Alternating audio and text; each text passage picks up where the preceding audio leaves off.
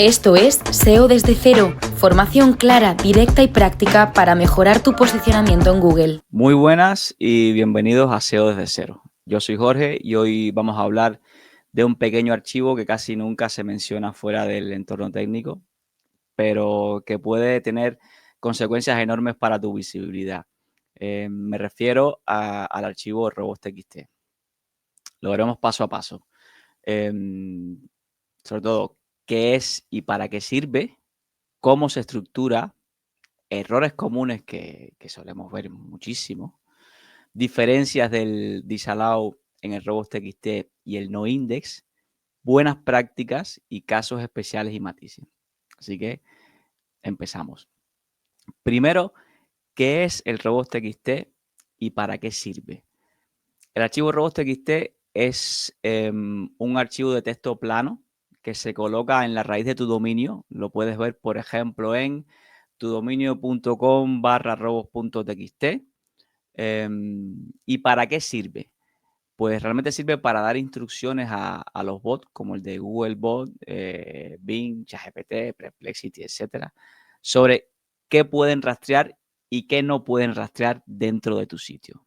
Es importante entender que este archivo no impide la indexación por sí solo. Lo único que hace es indicar a los bots si pueden o no pueden realmente rastrear determinadas partes de tu web, ¿vale? Por ejemplo, si le dices disallow privado, el bot sabrá que no puede entrar a esa carpeta. Pero si luego alguien enlaza una página de esa sección y no tiene un noindex, pues podría acabar indexada, aunque no rastreada. Ojo con esto, que suele ser una contradicción, pero solemos verlo, ¿vale? Así que el robots.txt regula el rastreo, no la indexación. Son dos cosas diferentes. Entonces, ahora, ¿cómo se estructura un archivo robots.txt? Antes de ver un ejemplo concreto, vamos a entender para qué sirven las principales directivas que podemos encontrar. O sea, en un archivo TXT se suele ver la directiva, por ejemplo, user agent. Esta directiva indica a qué bot o rastreador se aplican las instrucciones que vienen a continuación. Puede ser un bot concreto, como Google Bot, o todos los bots, usando el asterisco, que en el caso del robots.txt, como tú pones user agent asterisco, pues eso es comodín, indica todos los bots. Luego tenemos la directiva disallow, ¿vale? Que se utiliza para decirle al bot que no debe rastrear una ruta específica de la web. Puedes bloquear aquí carpetas completas, URLs específicas, crear patrones para bloquear ciertos parámetros, etcétera, ¿vale? Luego, allow es la directiva que mayormente se utiliza para permitir excepciones dentro de un disallow. Por ejemplo, puedes bloquear toda una carpeta, pero permitir el acceso a un archivo dentro de ella o a una subcarpeta dentro de esa carpeta que tienes bloqueada. Un ejemplo básico de todo esto sería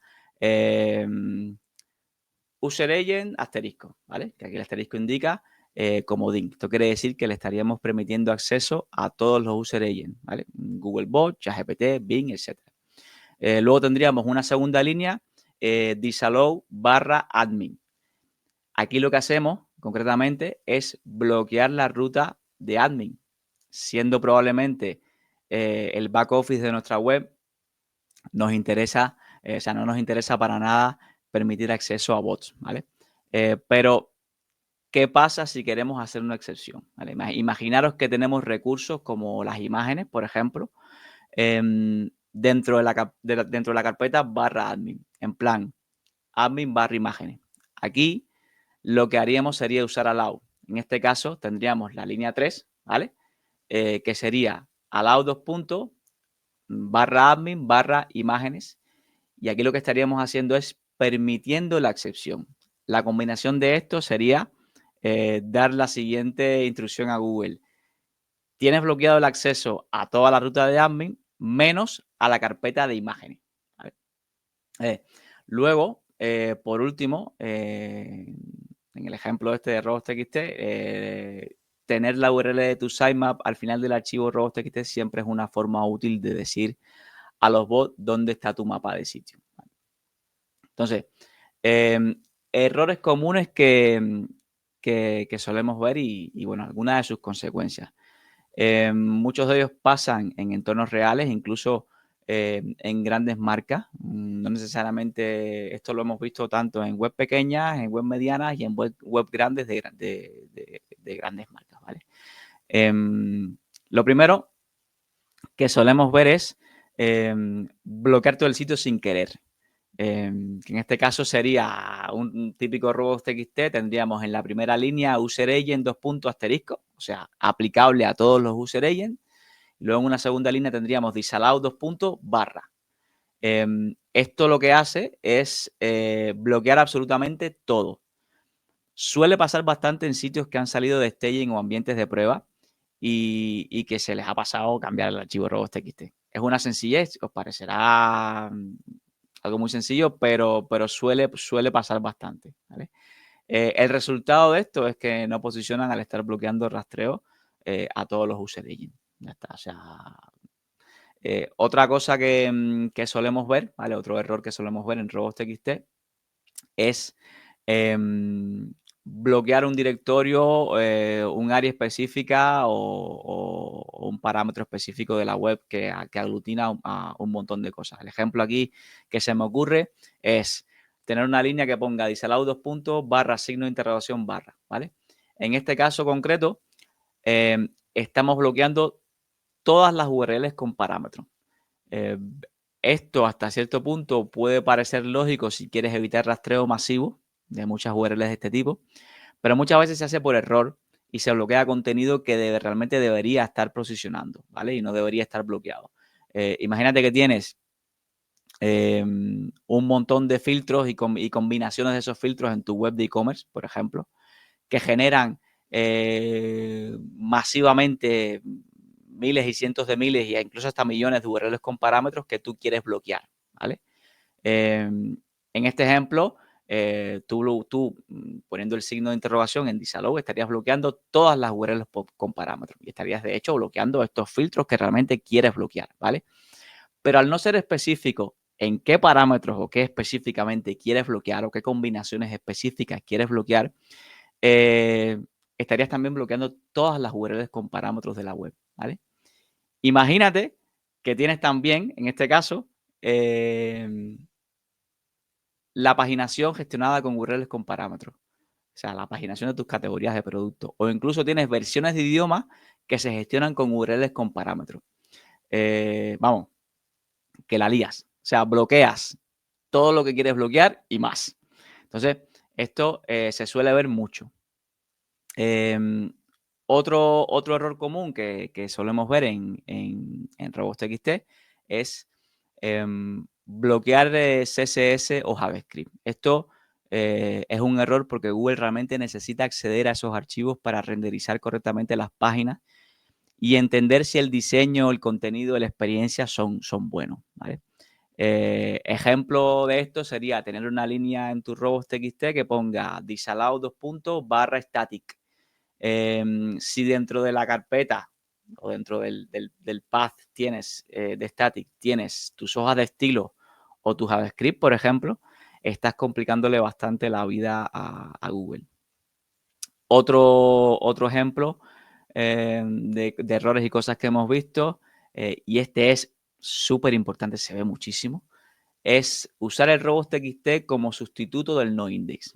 Esto es bastante común y suele ser causado por básicamente no tener un entendimiento correcto de para qué sirve cada cosa, para qué se usa el disallow en el robots.txt y para qué se usa el noindex, ¿vale? Y es bastante común. La gente suele pensar, si bloqueo con robots.txt, Google no me indexará la página. Realmente no funciona así. Si esa URL que estás bloqueando, por ejemplo, se enlaza desde otra página, Google puede encontrarla e incluso indexarla, aunque no pueda acceder al contenido en la misma. Esto es una contradicción y es básicamente enviarle señales en conflicto a Google, ¿vale?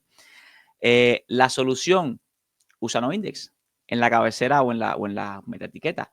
Si no quieres que se indexe un URL, pues usa noindex. Este último punto nos lleva a entender las diferencias entre usar disallow en el robots.txt y usar noindex. Vamos realmente a parar un segundo aquí porque esto es importante. O sea, ¿en qué se diferencia una cosa de la otra? El robots.txt regula el acceso del bot a tu web o una parte de tu web. Si le dices que no entre, no va a haber nada. El noindex lo que hace es regular la indexación. O sea, le dice al bot, puedes mirar, pero no muestres esto en los resultados. ¿Dónde está el problema? Que si bloqueas con robots.txt, el bot no podrá ver el noindex que hay dentro, ¿vale?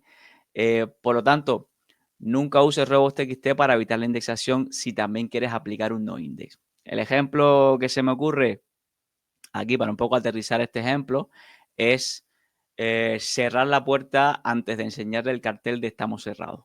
Es básicamente eso, ¿vale? Entonces, después de todo esto que hemos visto, buenas prácticas del robots.txt, ¿vale? Ahora que ya sabemos todo lo que puede salir mal, pues vamos un poco con buenas prácticas y recomendaciones a modo general. La primera, bueno, bloquea rutas que no tengan valor SEO. Ejemplo de esto es bloquear barra carrito, barra checkout, barra gracias, login, perfil, buscar. Esto te ayudará, entre otras cosas, a poner el foco de rastreo en lo que realmente tiene potencial SEO en tu web. Otra buena práctica o recomendación genérica, lo hemos visto antes, permite siempre el acceso a los recursos clave, CSS, JavaScript, imágenes, etcétera. Si Google no puede renderizar tu web correctamente porque tienes estos recursos bloqueados, pues probablemente penalizará su evaluación, ¿vale? Esto siempre tenlo en cuenta. Otra buena práctica o recomendación, pues bueno, informa siempre del sitemap dentro de tu robots.txt. Lo que se suele recomendar es añadir al final del robots.txt la línea sitemap 2. Bueno, https tudominio.com sitemap.xml, lo que viene a ser la URL de tu sitemap concretamente, ¿vale? ¿Por qué se recomienda esto? Porque el archivo robots.txt es lo primero que Google mira cuando rastrea tu web. Lo hace básicamente para asegurarse dónde puede entrar y dónde no. Y como es lo primero que mira, siempre es recomendable añadir la URL de tu sitemap al final del robots.txt. De esta forma, le estamos dando una guía de rastreo adicional a Google de todas aquellas páginas que nos interesa indexar. Entonces, siempre que puedas facilitarle la vida a Google, facilitar rastreo de indexación, pues siempre es una buena recomendación, ¿vale? Otra buena práctica es, bueno, no bloquees contenido útil por defecto. A veces por miedo, por desconocimiento, porque se nos pasa, se bloquea más de la cuenta. Antes de añadir un disallow, piensa, ¿realmente quiero que Google no vea esto? ¿Realmente es necesario? El sobreuso del robots.txt en mi experiencia suele llevar a el error humano. O sea, bloquear cosas y realmente luego por estar bloqueando cosas, pues acabas bloqueando cosas que realmente no te interesa bloquear. Te interesa que sean visibles, te interesa que sean rastreables, te interesa que sean indexables. Otra recomendación es revisa siempre tu archivo robots.txt tras cada despliegue. Sobre todo si trabajas con entornos de staging o pruebas, no vaya a ser que se queden cosas importantes bloqueadas. Esto pasa más de lo que te imaginas, lo hemos visto antes. Estamos haciendo una web nueva, lanzamos a producción y se nos quedó el disallow 2. barra porque como teníamos un ambiente de prueba y ahora se nos quedó bloqueado. O sea, esto es una cosa que es una sencillez, pero suele pasar muchísimo. Y luego, a modo general, la modo recomendación, usa herramientas para hacer pruebas sobre tu robots.txt. Google Search Console tiene un probador de robots.txt. Úsalo. También puedes usar Screaming Frog en modo lista para ver si ciertas URLs están bloqueadas.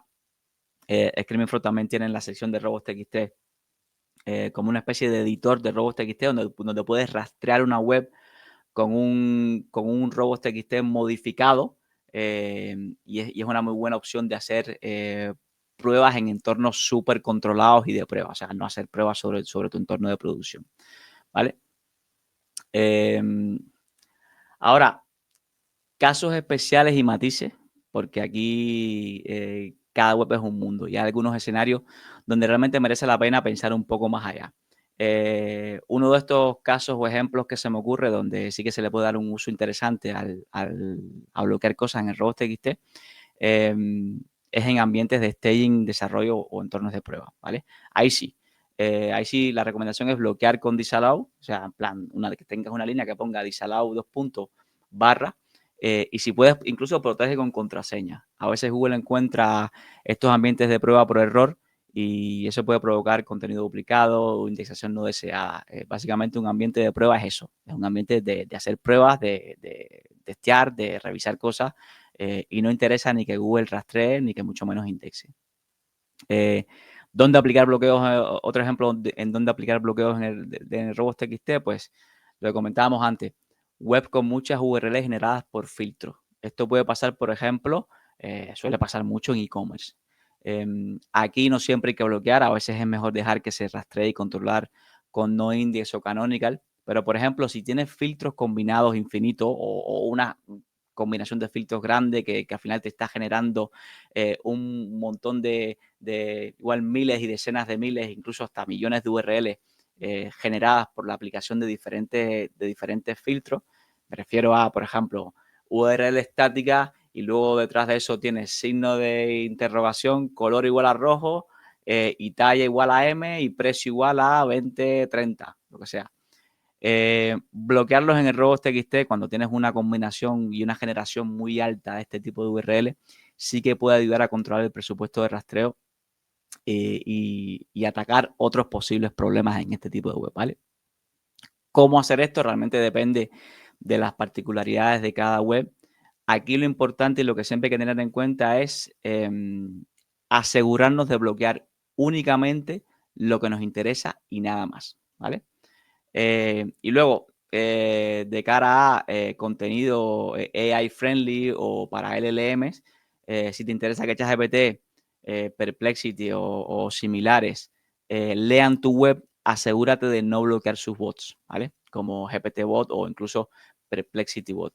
Además, eso puedes permitirlos específicamente usando teniendo una línea que diga user agent GPT bot y en la segunda línea allow /. Esto lo que hace es indicarle en el caso de GPT bot que puede acceder a tu web a todas las áreas de tu web. De esta forma le permites acceso a estos bots, ¿vale? Así que bueno, ya lo sabes, el archivo robots.txt no es solo un detalle técnico, es una parte súper importante del control de tu rastreo y visibilidad. Un mal robots.txt realmente puede hacer que tu contenido más valioso quede oculto y un buen robots.txt, por el contrario, puede ayudarte a enfocar el rastreo en lo que realmente importa. Mi consejo, revisa ahora mismo tu archivo y asegúrate de que no estás bloqueando secciones clave. Y si tienes dudas, usa Search Console y prueba herramientas como Screaming Frog, ¿vale? En un próximo episodio estaremos hablando del sitemap o mapa de sitio, que junto al robots.txt también juega un papel súper importante en el área de rastreo e indexación de una web. Así que nada, gracias por escuchar SEO desde cero. Si te ha gustado este episodio, suscríbete, compártelo y deja todas las preguntas que tengas en comentarios. Así que nada, nos vemos en el próximo. Chao.